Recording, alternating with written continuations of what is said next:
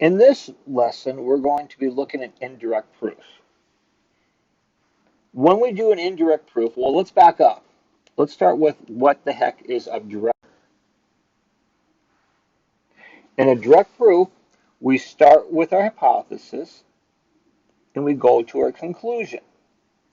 Well, in an indirect proof, we're going to do the contrapositive.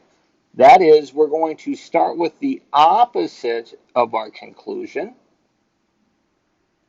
and we're going to and then we're going to use logic, and we're going to go to the opposite of our hypothesis. Indirect proof is used a lot in real life. If we think about a detective is investigating a burglary. The first thing that the detective does is they assume everybody is guilty. Then they start eliminating everybody who's not guilty, and once they eliminate everybody, no matter who you have left, no matter how unlikely, they must be guilty. If you ever watch a Sherlock Holmes, that's what they're doing. To complete an indirect proof, first thing you do is you have to look at the conclusion, and we're going to assume that that is false. So you're going to make the negation of the conclusion. Then we're going to do it like we're going to do a normal proof.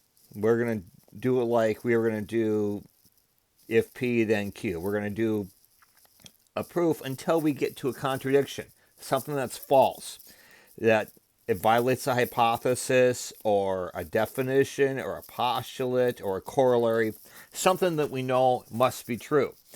Since we know something that's false, that tells us then that what we assumed was false, therefore the conditional is true. The hypothesis is true. First thing we do, let's look at making negations of your conclusion. If we look at example 1, we want to state the assumption necessary for an indirect proof if EF is not a perpendicular bisector. Well, hopefully that's pretty straightforward. The assumption is we're going to assume EF is a perpendicular bisector.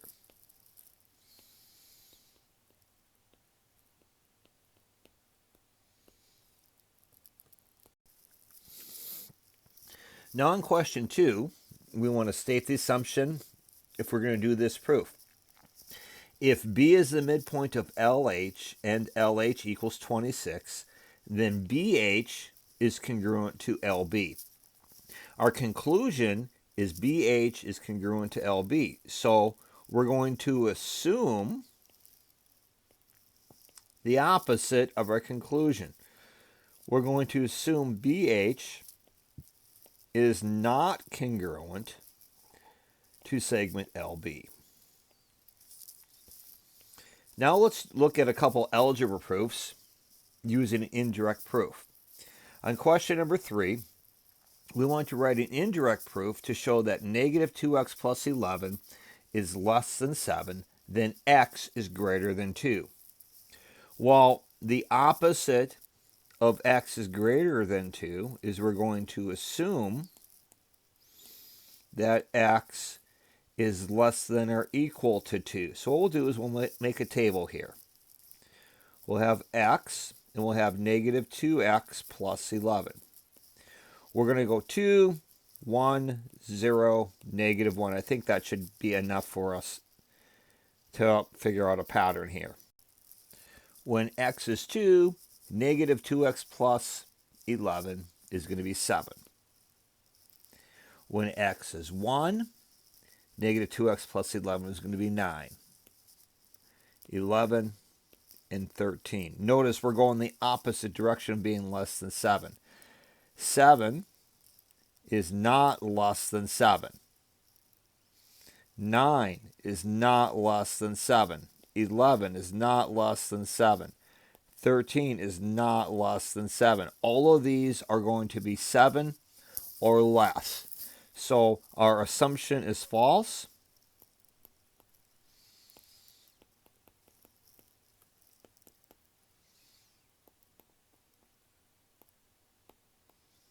Therefore, that's usually how we end the proof of an indirect proof. Therefore, negative 2x plus 11 must be less than 7. Provided,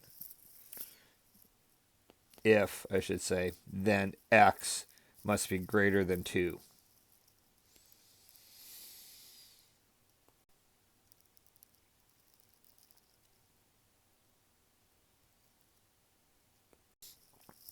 Looking at question 4, it says Marta signed up for 3 classes at community college for a little under $1,226. There is a general education fee of $360 and a student life fee of $118. The class costs are equal. Use an indirect proof to show that each class costs less than $250. Since we're going to do an indirect proof, we're going to assume each class costs $250 or more.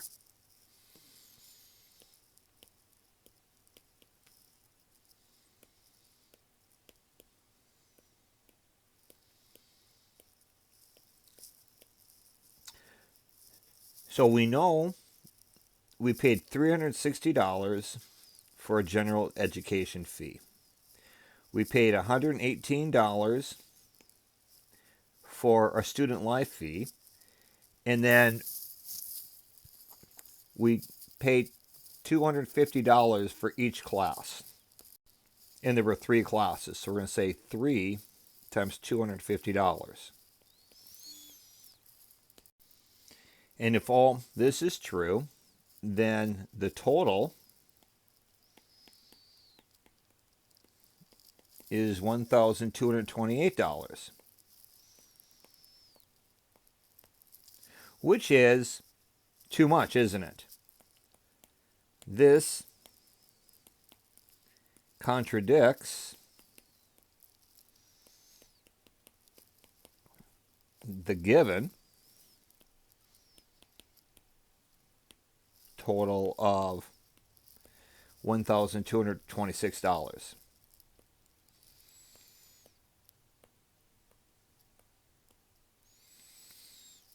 Therefore,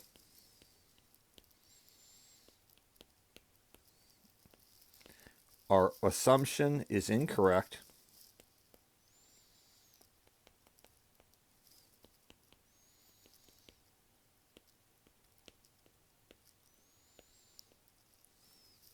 Each class costs $250 or less, or costs less than $250.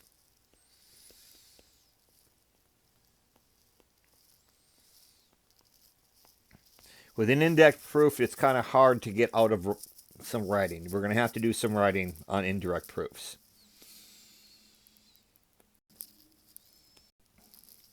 Here's a number theory question we're going to apply with an indirect proof. I want you to write an indirect proof that shows if x is a prime number not equal to 3, then x over 3 is not an integer. So let's start with our assumption.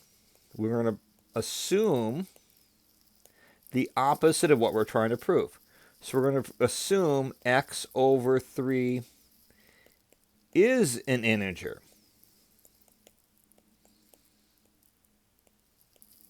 And let's review, what is an integer? An integer is a positive or negative whole number. So I'm going to let n equal x over 3, because n is our integer. Now, if this is true, that means we multiply both sides by 3. 3n will equal x. Makes sense. However, that means if I take 3 times some number, I get x, but x is a prime number. A prime number cannot have any factors. So this violates the given.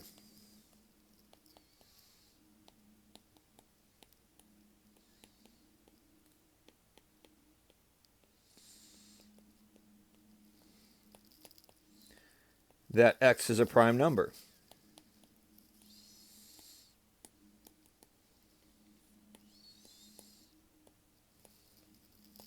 Therefore,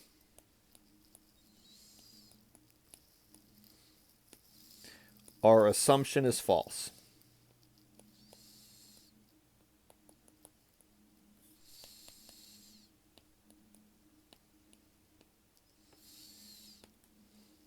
X over 3 is not an integer if x is a prime number.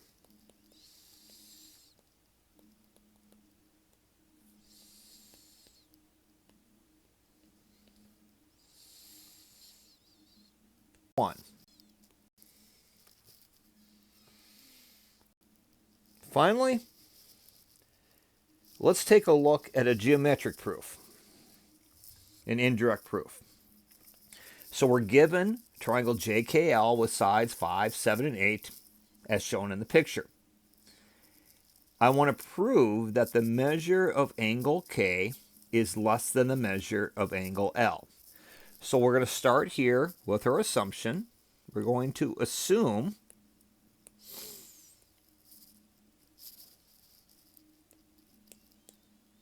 that the measure of angle K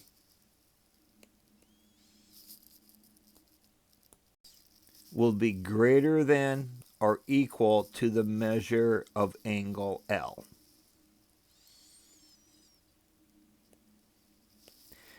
Now, since there is two parts, greater than or equal to, I'm going to do this in two parts. I'm going to do K.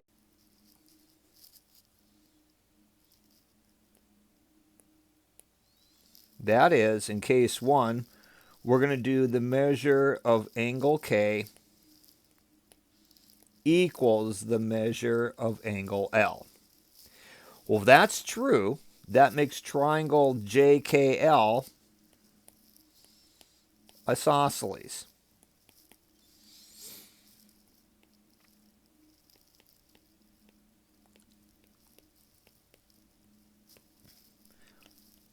By the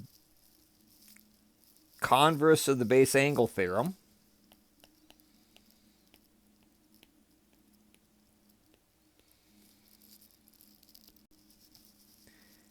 that would mean JL equals JK. And as we can see from the given, that's not true.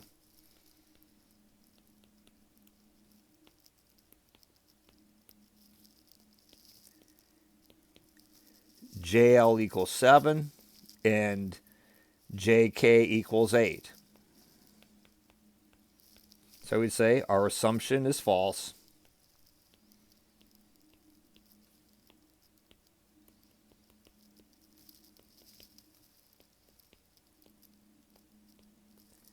Therefore,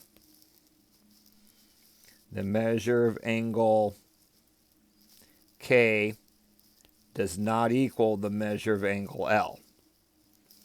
Now let's do case 2.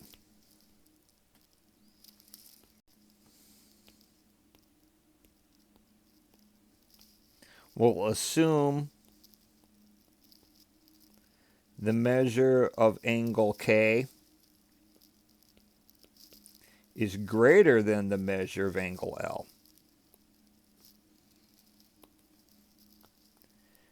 By the triangle inequality theorem,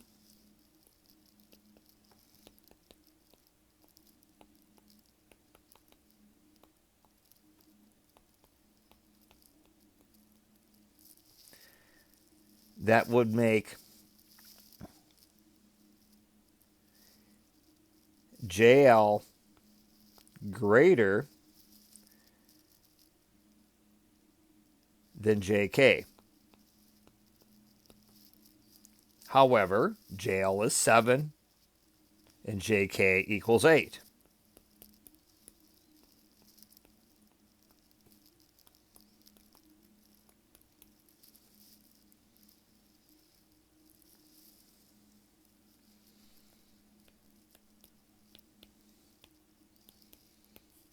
A contradiction.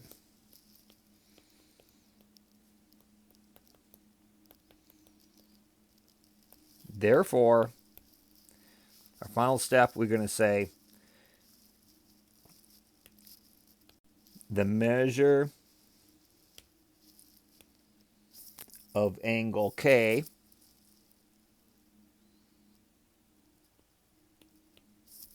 must be less than the measure of angle L.